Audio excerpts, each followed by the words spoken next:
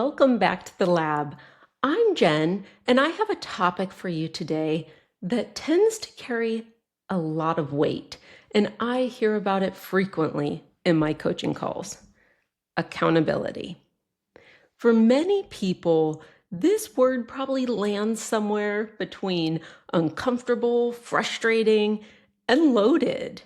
And I get it, I do. The topic creates more unspoken tension, more wasted energy, and more silent frustration than almost any other concept I encounter in professional life. It is actually coming up so often in conversations lately, but usually it's people looking for what's the quick accountability fix.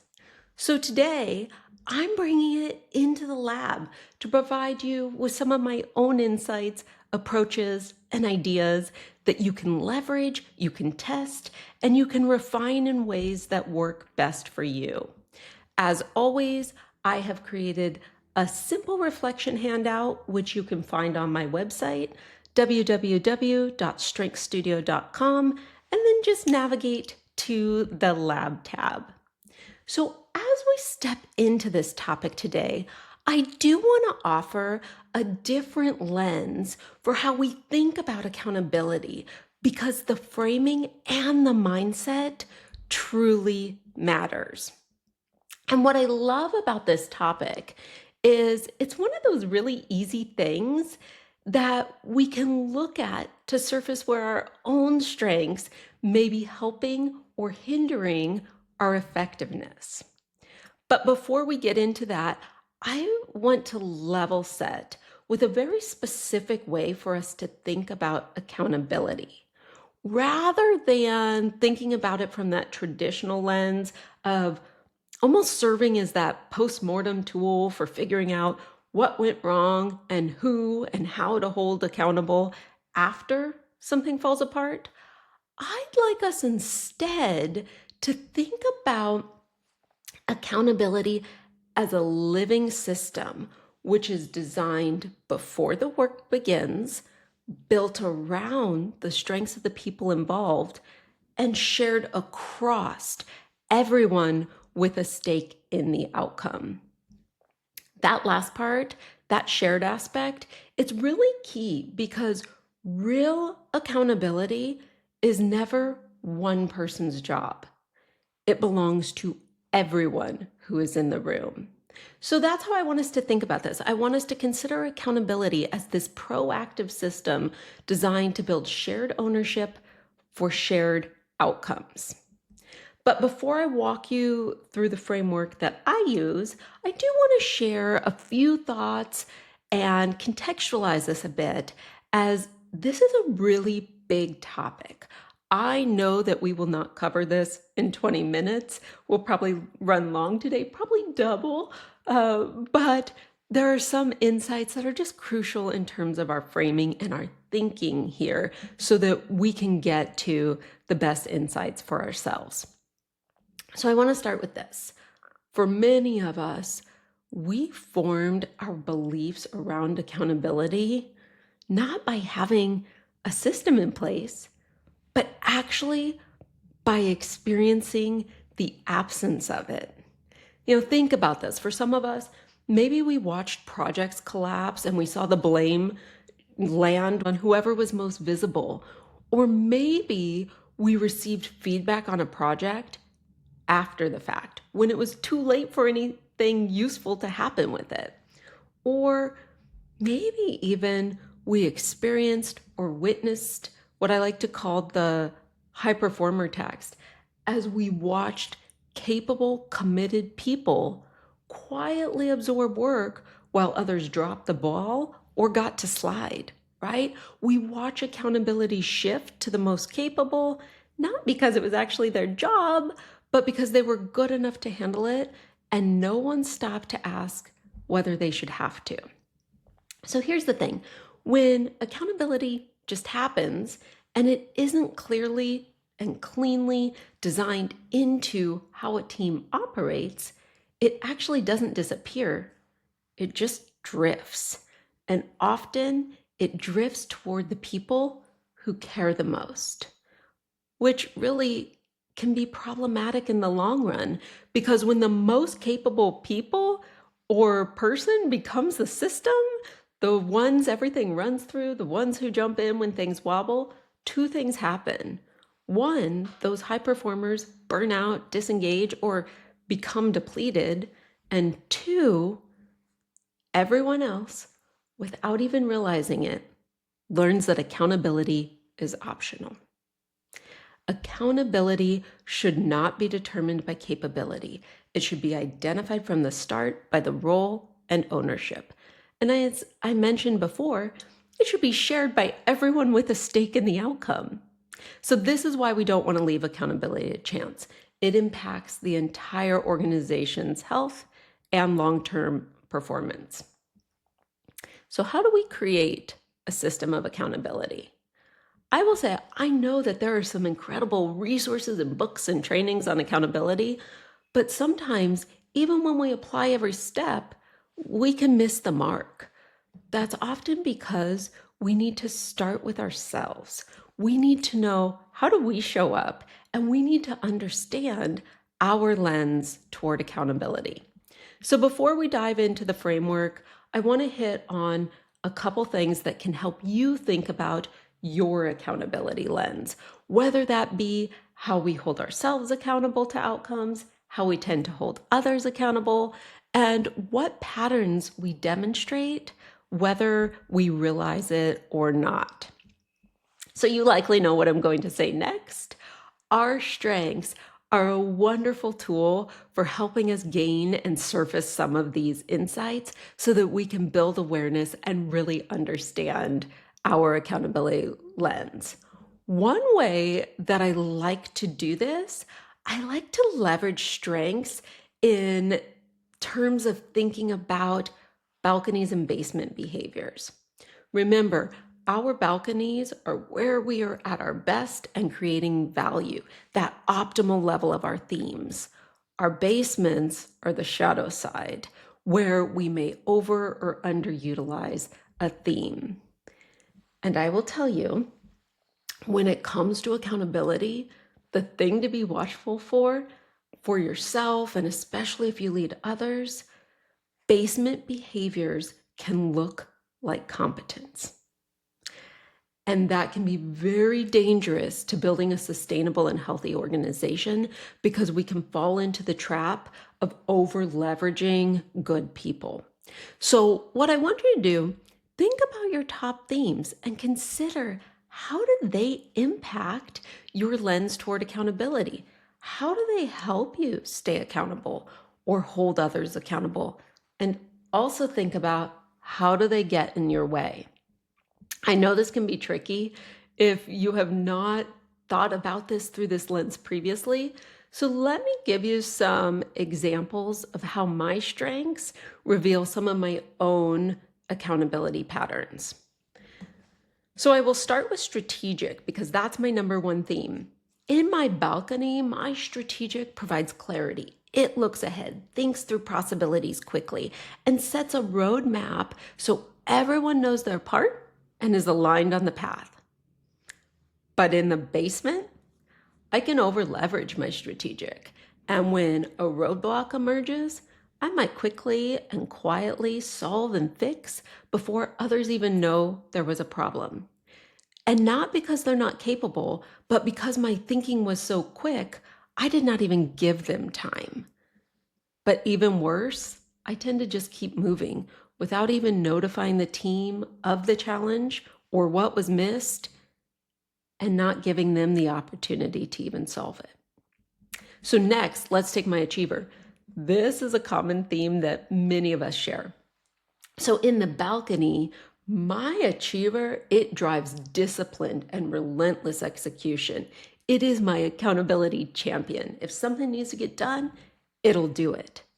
But in the basement, I can rescue, and I can convince myself it's just efficiency, as I'm the impatient person, typically thinking, what's taking so long? Oh, it's just faster if I do it myself than re-explain. And then my maximizer might layer onto that with, and your quality might be better too. So I pull the work back, do it at night or over the weekend, burning the candle at both ends, and completely take away the ownership from others. I sound like a delight, I know. Then you have my relator. In the balcony, I can lean into those deep and trusting relationships and have direct, meaningful accountability conversations. But in the basement, let's just be honest, I might actually avoid the tough conversations entirely because I'm a protector of my closest people. And depending on who's on the other side of the table, I just may not want to deal with the potential of relationship strain or even, for me, an emotional conversation. So those are a few of mine to help give you some insights. But let me give you just one more because I see this one a lot with people I talk to and coach. Responsibility. In the balcony, it is the accountability king. It ensures commitments are crystal clear and you can count on this theme to deliver. But in the basement, it might take psychological ownership and absorb a problem that was never theirs to solve in the first place.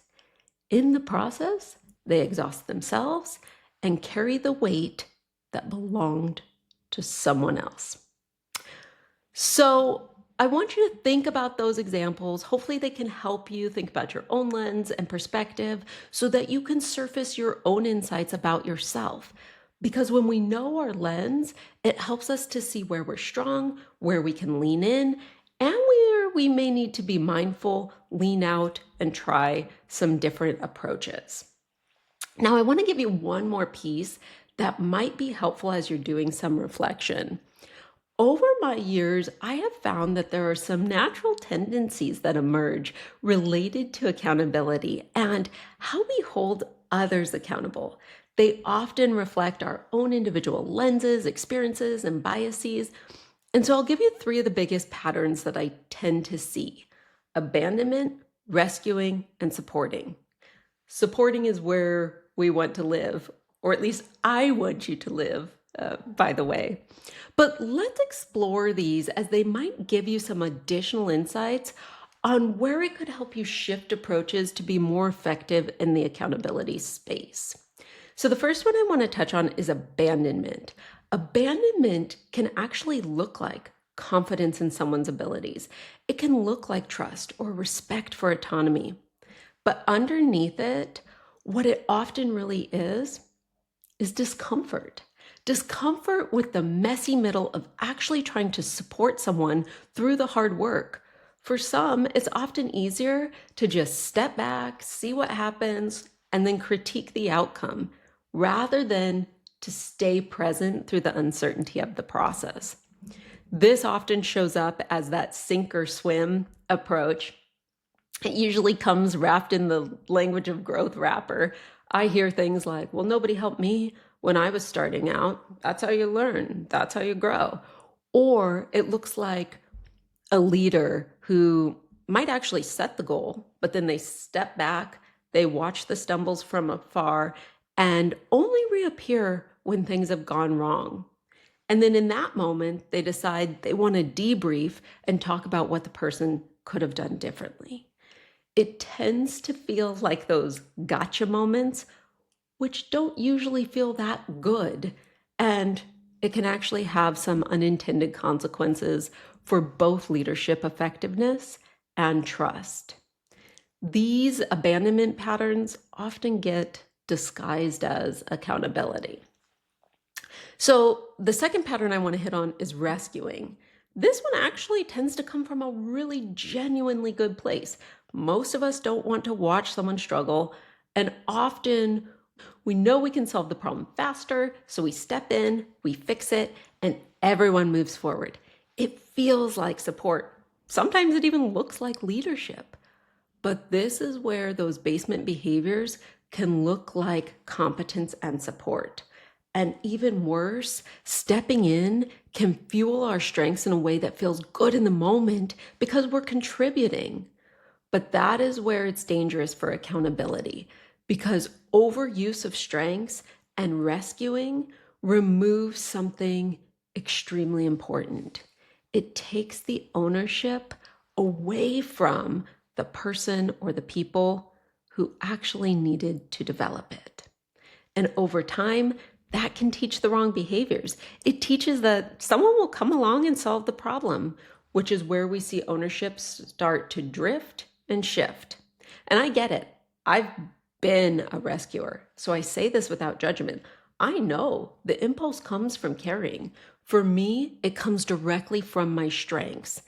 And honestly, the caring isn't the problem. The problem is when caring leads us to take on what wasn't ours to carry. So think back to my earlier examples. The intent wasn't bad, but our strengths can get in our way if we are not aware of how they show up in these moments. So this isn't about doing something wrong. It is about being aware of our patterns so that we can make more intentional choices and get to better, more effective outcomes. So that's what I want you to do. Think about where you naturally lean. Think about your lens and what you might need to watch for. Remember, abandonment leaves people alone with the weight. Rescuing takes the weight away entirely. Where we actually want to shift and move is toward support, because support walks alongside and leaves the ownership exactly where it belongs. What that means for us is staying present without taking over, asking better questions instead of providing those ready answers, and trusting that the person in front of you is capable of doing the hard thing. And for those of you who are leading someone or something, or even parents, remember, it's our job to create the conditions where people can take ownership and thrive. So with that said, that does not mean that everything will be easy. It does not mean that the person won't struggle or fail or have to do something hard multiple times before it clicks. Support means that they don't have to do it alone or be rescued. There's a difference. And that difference is what shared accountability looks like. So now let's step into this framework. I know talking about topics like shared accountability and thinking about it through our lens can be insightful, but we want to turn insights into action. Without a system or approach, we're actually really limited in what we can shift, and typically we'll just revert to our old patterns. So therefore, let me give you something concrete that you can try, you can test out, you can refine to fit your style so that you are building accountability in from the start and not only after things go awry. This isn't a rigid process. You know my strengths do not like rigidity. It's a framework. You don't need to apply it to everything equally. Use it where it works for you, where the stakes are high enough to warrant the investment, or just test it out and use it in a micro moment to see how it works. My shared accountability approach has 4 steps. I will walk you through each one to give some additional context, but just to name it up front, the 4 steps are this. 1, you name the outcome and the owner. 2, set shared expectations and negotiate with a needs support conversation. 3, you create visible checkpoints and let gaps surface. And 4, it's about follow through, follow up, and cultivating trust. So naturally, let's start with step 1, name the owner and the outcome. Before anything else, get clear on 2 things. What does success actually look like? And who is responsible for getting there? These sound obvious, I know, but they almost never are. Who owns this and what does done look like are 2 different questions, and both need an explicit answer before the work begins. Let me give you an example. You know my maximizer. Good for me looks entirely different than it might for others. And my expectations can be pretty high. So this one time, I asked a team member to quickly type up a document. She typed it up, got it done, and was truly proud of how quickly she got it to me. Unfortunately, at even just a quick glance, it was full of errors. I gave it back to her and told her, here, fix this, without much context on what my expectation of done was. My strategic thought, well, of course she'll see the errors. 20 minutes later, she returns and says, here you go, I fixed it, it's done. What she did was made it look nicer by putting a border around it, but she didn't fix the typos. So you can guess what happened next. My achiever maximizer got impatient, didn't want to re-explain, so I rescued, redid, and unintentionally took away the ownership of the task. So this is a simple example, but I share it to contextualize that done wasn't clear from the start. We can probably all assume that error-free should have been the standard, but she heard quickness, and that shifted her lens for the outcome she was delivering. See how we both had a role in the accountability moment? So therefore, answering those questions, what does done look like? And certainly not to be forgotten, who owns it is key. And this second question can get a little murky because it's really easy to move quickly and assume or assign broad ownership. So what you're really looking for on this question is not a general sense of who's leading the charge, but rather a named person who is responsible for a defined outcome. I always like to say to people when I'm facilitating, who is responsible for what by when? And here's a tip. Naming the outcome and owner should come with enough shared clarity that if you asked 3 people on a team separately, they'd give you the same answer of what's the outcome and who's the owner. I also want to say that this step can be initiated by anyone in the room. I've seen a lot of meetings close without clarity, and no one speaks up, and then in those post-meeting debriefs in the hallway, they're full of confusion. So get the clarity in the room. A team member who asks, can we identify what success looks like and who's leading XYZ is exactly what's needed. Shared accountability doesn't require a title to start. It requires a collective understanding that we name the outcome and the ownership. All right, so let's talk step 2, set shared expectations and negotiate with a needs support conversation. This is the step many accountability frameworks skip, and I think it's actually one of the most important that determines whether everything else holds. But before we get too deep into what that conversation might look like, I want to spend a quick moment highlighting something that can have a critical impact here, and that is trust. An accountability system built on a foundation of low trust will not hold.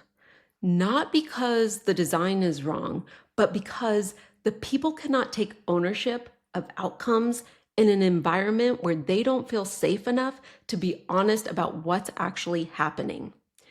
I find that when trust is low, people are managing perception instead of managing the work. They protect themselves instead of advocating for what's needed, being honest about challenges, or surfacing problems early. So here's something worth naming. Some of the rescuing and abandonment patterns we talked about earlier are actually trust problems in disguise, and they can break that trust bank over time. So keep in mind that designing for accountability also means that we design for trust. We don't assume that it's already there. And I tell you this in step 2 because when we sit down and set expectations and have that needs support conversation, we need to be honest with ourselves about that trust bank and the foundation we're working with, because that will ultimately impact the effectiveness of this conversation. So do a little homework before you step into the conversation. Think about the relationship, the trust, and then specifically consider your own strengths and the strengths of the person across from you, because knowing this information becomes genuinely useful here. So remember, our dominant themes can shape our lens. So before we even step into that support conversation, it's worth asking, what is my natural lens here? And what is needed for this person, this outcome, this moment? And as you step into the conversation, it needs to run in both directions. As a leader, it might mean asking things like, what does this person need from me to do their best work? What kind of check-ins are useful versus intrusive? How do they want feedback delivered? What would support actually look like for them? Not for me, what I would want if I were in their position, but what does it look like for them? And this is big. What kind of support can I actually offer and deliver on? Like for me, if someone needs empathy or emotional support, I am not going to be their best source, and I need to be honest about what I can actually provide. And this also means being clear and honest about things like, what does done look like? Remember our step one? What does proactive communication look like? Where do we need to be or want to be looped in? And what would make this a genuine partnership rather than a handoff? Or is it a handoff? So answering these questions and engaging in a conversation is important because this is a negotiation. Very rarely do people's strengths align so perfectly that there is no give and take. But this conversation, this negotiation, however simple or complex, is what transforms a set of expectations into a shared agreement. And remember, everyone with a stake in the outcome holds a thread of accountability. So keep in mind that accountability is not just done on one side of the desk. It cannot exist if only one person's showing up for it. It requires both people or the team to do something difficult. Be aware and honest about what they need, even when asking can feel like vulnerability. Shared accountability is a conversation, not a system imposed on others. Let me give you kind of a funny personal example that happened recently. My son is preparing to take his ACT. In these kinds of situations, my learner achiever would approach this by buying the materials, sitting down, taking the test, just knocking it out. Easy peasy, right? But for him, he dreads timed standardized test. He'd truly rather have a spinal tap than do a standardized test. So he puts it on the back burner. But that causes his responsibility to nag at him. So as I'm walking into his room the other day, I ask him, what's he up to? And he says to me, Mom, can you remind me at 4:00 to start a practice test? And I chuckle because I know this kid. So I reply, boy, we have been down this road. Your responsibility does not always appreciate my nagging and pushing. So you need to tell me, what exactly do you need from me in terms of nudging? And his response, he kind of chuckles back and he says, oh, I know, you're right, Mom. I just need some gentle accountability, not your usual forceful push. Gentle accountability. I seriously love this kid. So then I say to him, okay, I can do that. Is there anything else I can do to support you and provide some gentle accountability on this? And he responds to me, it wouldn't hurt if you just hang with me while I go through it. I can hear his relator emerging in there loud and clear. And I know for him, some things are just better and easier when he has a buddy in the room. So I agree that I am happy to sit in the same space. He still does the work, he owns the outcome, but I can provide those simple support requests.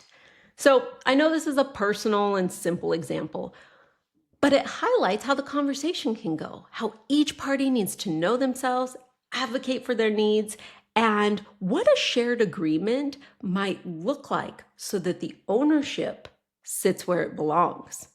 And I know these conversations don't guarantee an easy road. It doesn't mean that the work won't be hard or that the person won't struggle or that everything will go according to plan. But what it does mean is that when things get hard, Both people know what they signed up for, what they can count on from each other, where gaps need to surface, where pivots may be needed, because clarity has been built in from the start, and that's where accountability can thrive and trust can grow. So now let's step into step 3, creating visible checkpoints and letting gaps surface. Accountability without structure will fade, and good intentions won't sustain follow through. Process does. This is the step that's really important for building regular, lightweight moments where the team can ask, where are we? Who's driving this? And does anything need to shift? They don't have to be elaborate. Standing 5-minute check-in, a shared status update, a simple question at the beginning or end of a meeting. What matters is that accountability has a visible pulse, not just a launch moment. And this is important. If checkpoints are a new approach for you, one thing to be aware of, you can't just implement this without a conversation first.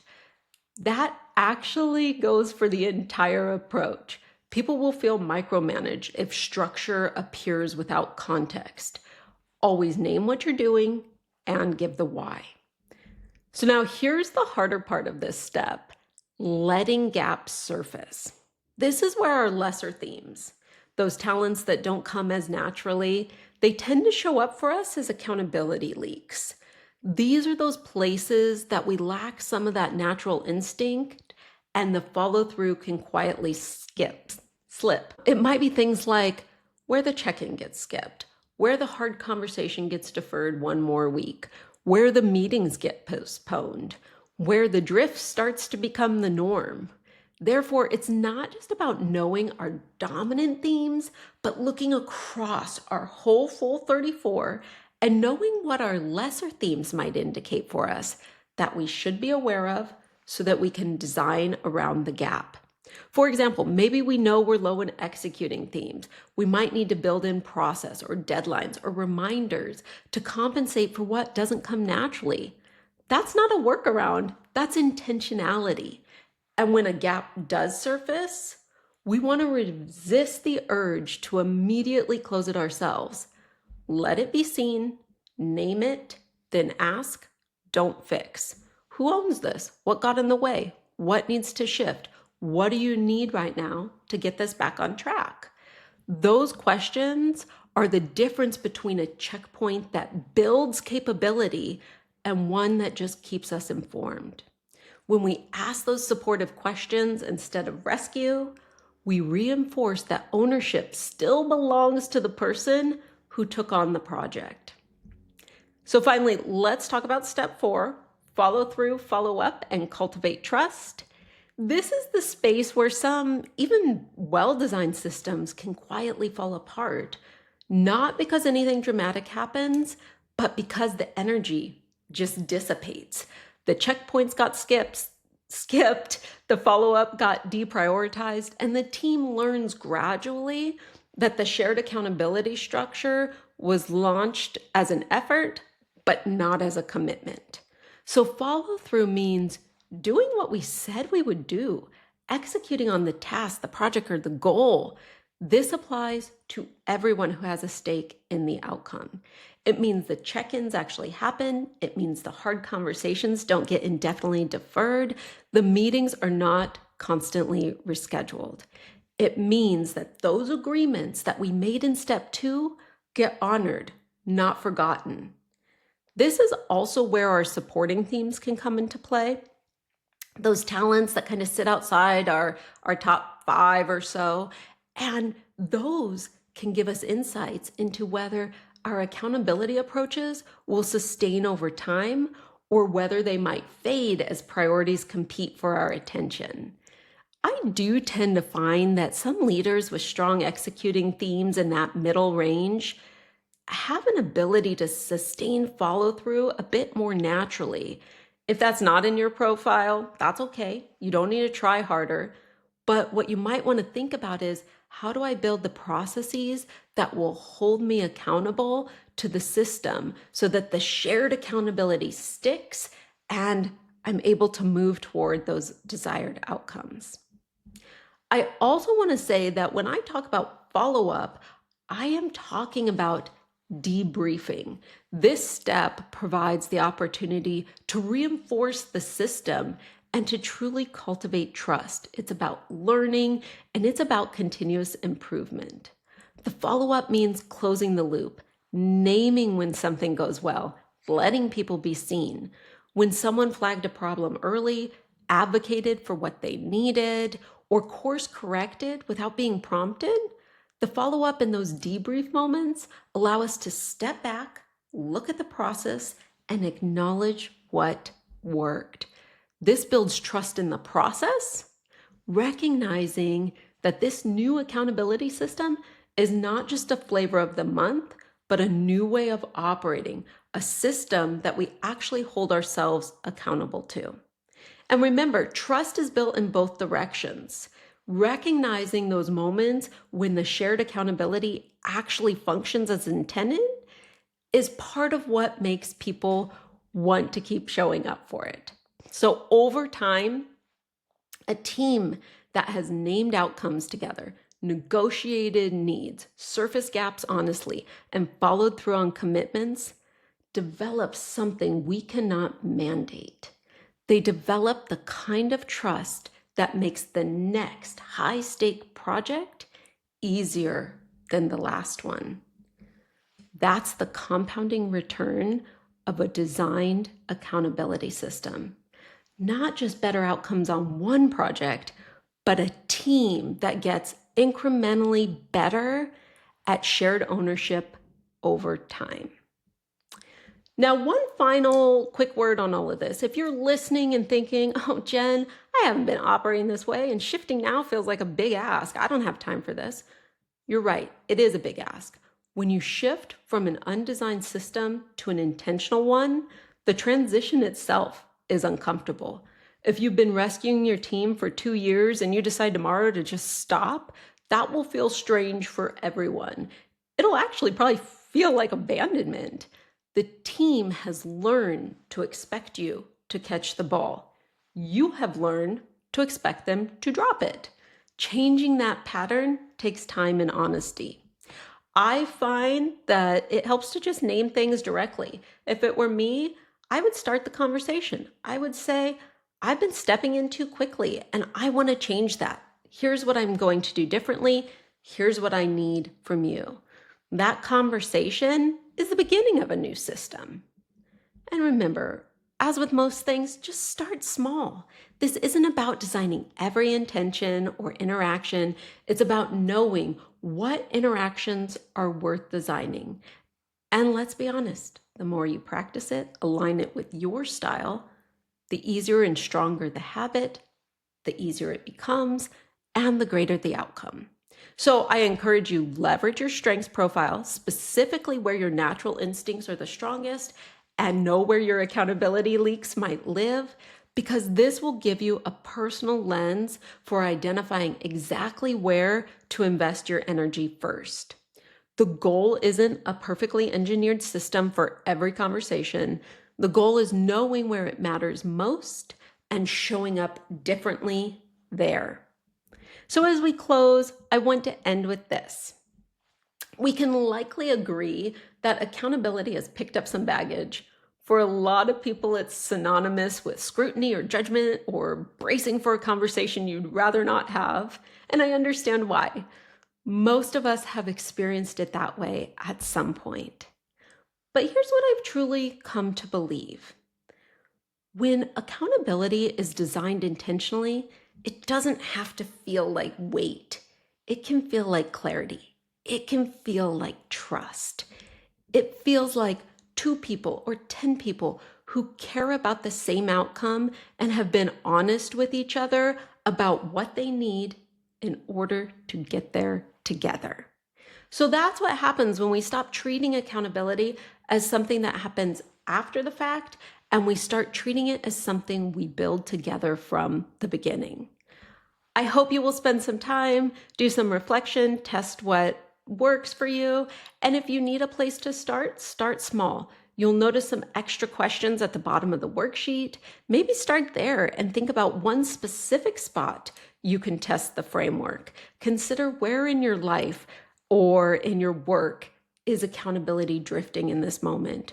Are you closer to abandoning, rescuing, or genuinely supporting? And if you think about the person or the people on the other side, what would it look like to invite them into a real conversation about what you all need for this situation to stop the drift? I hope today's episode is helpful for you and it gives you some insights, opportunities for reflection, and ideas worth exploring. Thank you so much for joining me, and I'll see you next week in the lab.